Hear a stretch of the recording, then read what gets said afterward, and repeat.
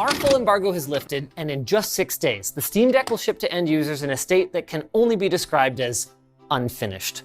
It's very awesome in a lot of very specific ways, and very stupid in a lot of other very specific ways. This thing isn't for everybody.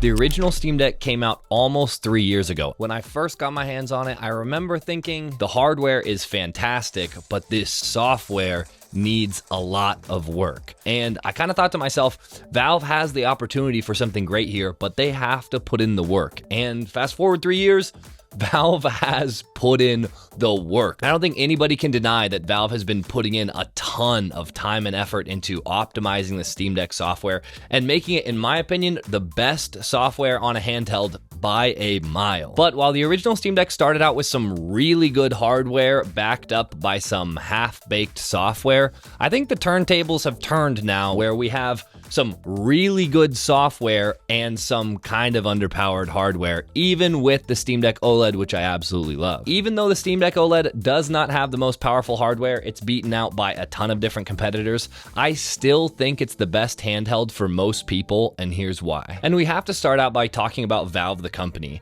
Valve has gone above and beyond with supporting the Steam Deck and the Steam Deck OLED. For example, their stance on right to repair. If you look at a lot of companies, they will sell you tech and they will not give you guides on how to repair it. And if they do give you guides, they probably won't sell you parts so that you could buy the parts to repair them yourself.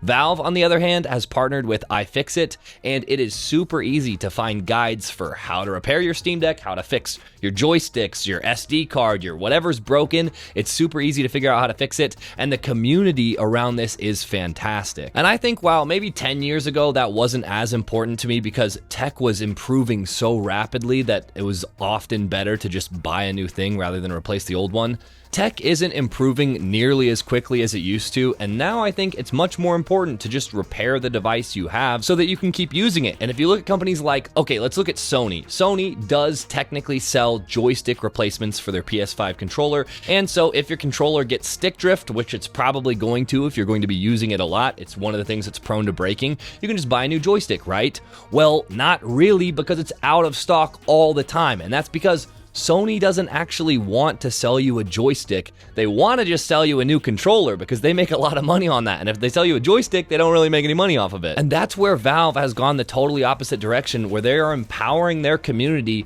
to fix and repair their own hardware. And these are the sort of, I guess you could call them intangibles that I think make the Steam Deck such an awesome device, despite its hardware being somewhat lackluster at this point. Okay, except for the Steam Deck OLED screen. That is absolute art. Ooh, actually, I take that back. When it comes to battery life, the Steam Deck OLED is actually a top-tier competitor. In my absolute worst case battery testing, I get just over 2 hours, which sounds really bad, but most of the time when I'm using it, especially playing indie games or something, I usually get over 4 hours, which is great battery life in my opinion, and it's enough so that it doesn't bother me. Once you're playing, over 4 hours, I usually don't play for longer than that without wanting to get up and take a break anyway. So I think there's kind of a minimum threshold there, and the Steam Deck OLED is easily hitting that minimum for battery life to where it's a non-issue. And Valve having this laser focus on a single device, I mean, yes, they have the Steam Deck OLED and they have the LCD, but they're both one performance target. They're basically the same performance. So what that does is that allows devs to optimize their game for one performance target.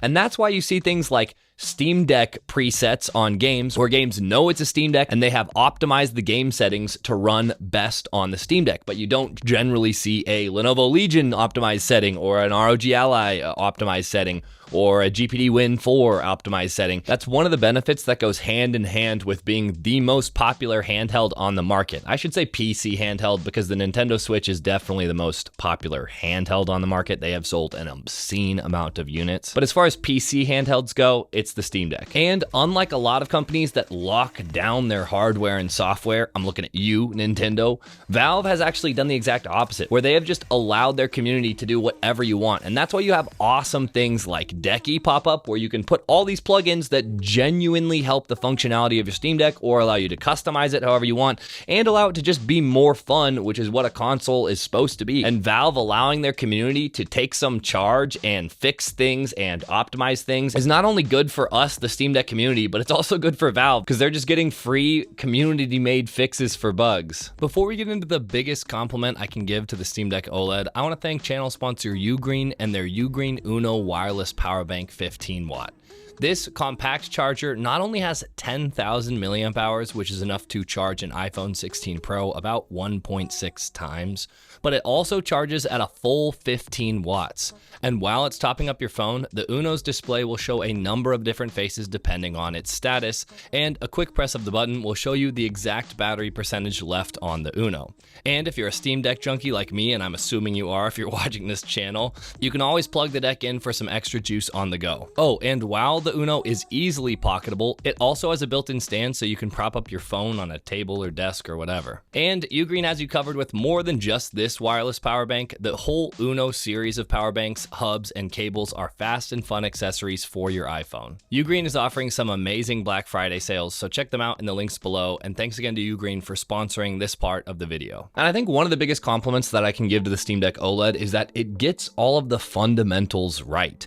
If you want to just sit down and play a game, if you hit the power button, you're going to be playing your game within seconds. Whereas other handhelds I've played, we're looking specifically at Windows handhelds, it's often the case that I'll go to boot up a game, and instead of actually just being able to boot up the game and play it, I end up spending my time doing updates or optimizing my controller settings because they don't quite work right, or messing with my TDP because I'm burning through my battery, or finding out that my battery is dead because the sleep setting doesn't work very well and I left it unplugged overnight. And all these things, while you can make them work, of course Windows handhelds still work, it's just a lot of friction that comes in between you and actually playing the games that you want to play. Now, if you like tinkering, maybe that's a good thing. I know a lot of people that like tinkering with their devices, but if you're just looking to play games and you don't want to spend a ton of time tinkering, then the Steam Deck OLED is by far the best handheld for you because Valve has just made it so simple to get up and go. You can just hit the power button and start playing games, and that hasn't been my experience on most other handhelds. The Steam Deck OLED is actually one of those devices where even though the hardware isn't really the best at anything other than the screen is really good, but the rest of it, the performance, the battery life,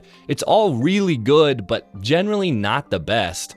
Even though that's the case with the hardware, the software is so good that I think it makes the hardware worth it. And because Valve has dedicated so much time and energy into the Steam Deck as a platform, I am fully confident that they will continue to support it in the future, whereas a lot of other handheld PC manufacturers, I'm not super confident that they're going to keep supporting it 5 years down the road. And it's not just me, developers are also not super confident that they'll be supported 5 years down the road, and that means there's going to be less optimization for those sorts of handhelds, whereas the Steam Deck, because Valve has clearly showed their commitment and developers see that Valve is committed to the Steam Deck, you're going to get a lot better optimization with the games themselves. And you know, it's also one of those things where if you're buying into the Steam Deck system, the LCD or the OLED, you're buying into the winning team. And what that means is you're going to get good third-party accessory support. Like, it's super easy to find skins and cases and screen protectors and all sorts of things for the Steam Deck. There is a ton of it. And that's just one of those benefits that you get when everything aligns, meaning like the company who's manufacturing it, Valve, they have committed their hardware and software teams towards it. The community is in clear support of Valve and their mission, and it just makes the experience of owning a Steam Deck better because you have accessories that are custom made for the Steam Deck and they work well and they're cheap, and that is not something that I can say about all PC handhelds. A lot of them have kind of bad third-party support where if you go to buy a case or some extra joysticks or something like that, you're not going to find hardly any variety. Is that a deal breaker? Maybe not, but it is fun to be able to go buy little accessories for your Steam Deck. I totally forgot to film an end to this video, so if you liked it, leave a like and subscribe. It really helps out the channel, and I'll see you guys in the next one. Peace.